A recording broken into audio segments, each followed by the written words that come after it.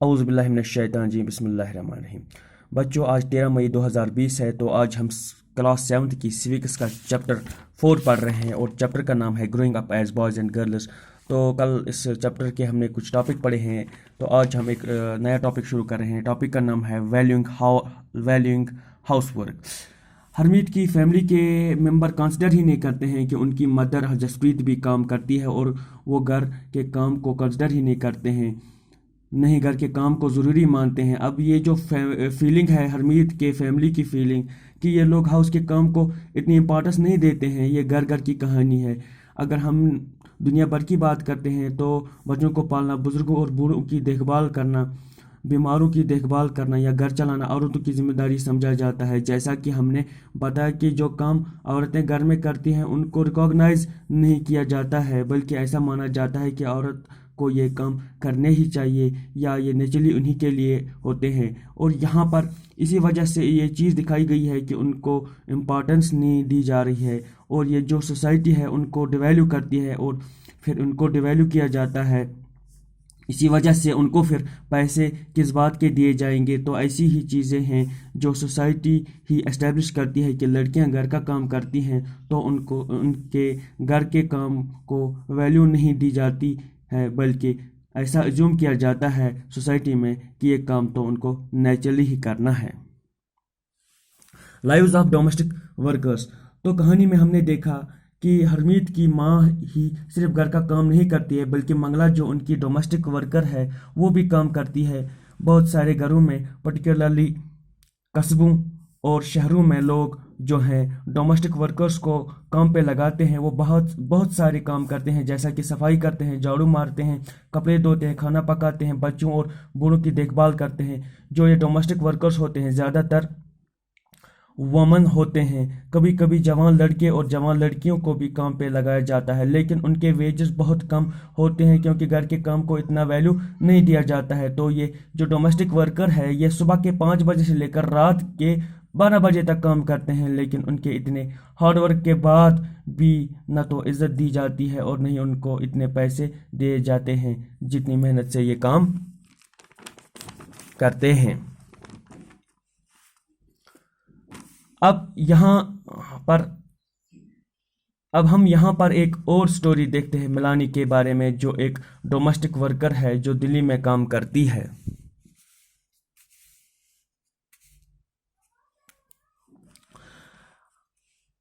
اب یہاں پر ملانی اپنی کہانی بتاتی ہے کہ جو میری فرسٹ جاب تھی وہ ایک امیر فیملی میں تھی، جو کہ ایک 3 منزل مکان میں رہتے تھے، اور جو کہ مالکن تھی وہ چلا کر کے کام کراتی تھی۔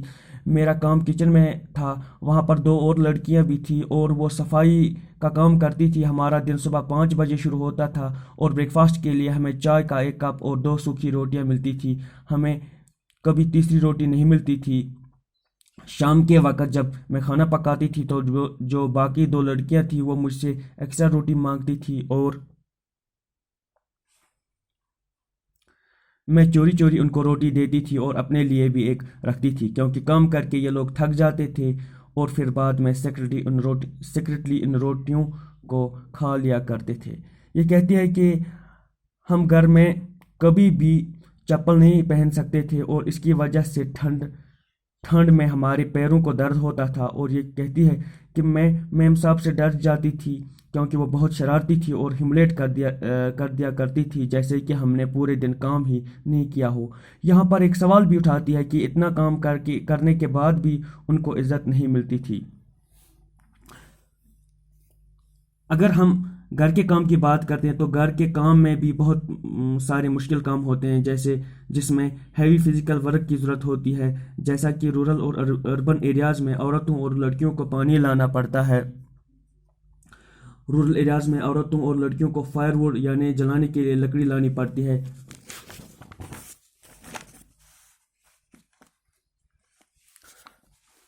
کام جیسے کپڑے دھونا، صفائی کرنا، جھاڑو مارنا، سامان اٹھانا، ان سب کاموں میں بیلڈنگ، کیرنگ اور لفٹنگ کی ضرورت ہوتی ہے، اور یہ سب مشکل کام عورتیں کرتی ہیں۔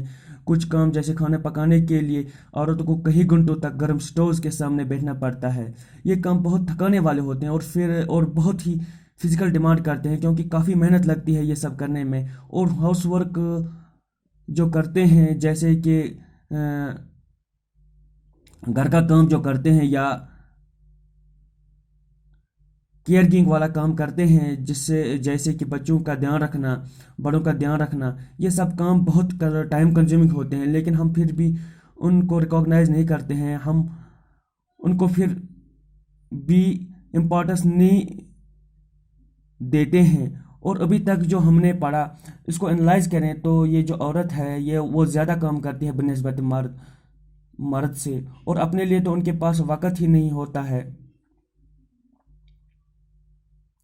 پھر بھی عورت کو وہ امپورٹنس نہیں دی جاتی ہے۔ اب ہم نے وومنز ورک اینڈ ایکوالٹی، اب ہم نے یہ دیکھا کہ لو ویلیو دی جاتی ہے عورت کے کام کو، ان کے کیئر گیونگ ورک کو، حالانکہ یہ جو کام ہے یہ انڈیویجول تو ہے نہیں، یہ فیملی میٹر ہے، جیسا کہ فیملی کے ہر ممبر کو یہ کام کرنے چاہیے، لیکن عورت ہی یہ کام کرتی ہے۔ تو یہ جو انیکوالٹی ہے یہ اس لاج سسٹم کا حصہ ہے، اور یہ سماج ہی ہے جس نے یہ ڈسٹرکشن سٹارٹ کیا ہے۔ اب اس چیز کے ساتھ ڈیل کرنے کی ضرورت ہے، سرکار کو کچھ ایکشن لینے چاہیے۔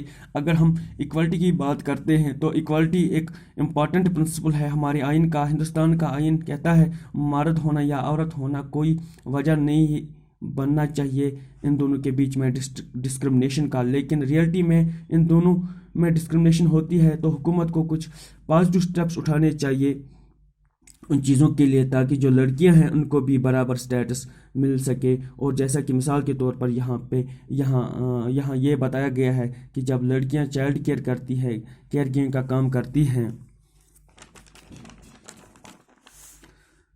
یا گھر کا کام کرتی ہیں، اس کا پورا اثر لڑکیوں کی تعلیم پر پڑتا ہے کہ وہ سکول جائیں گی یا نہیں۔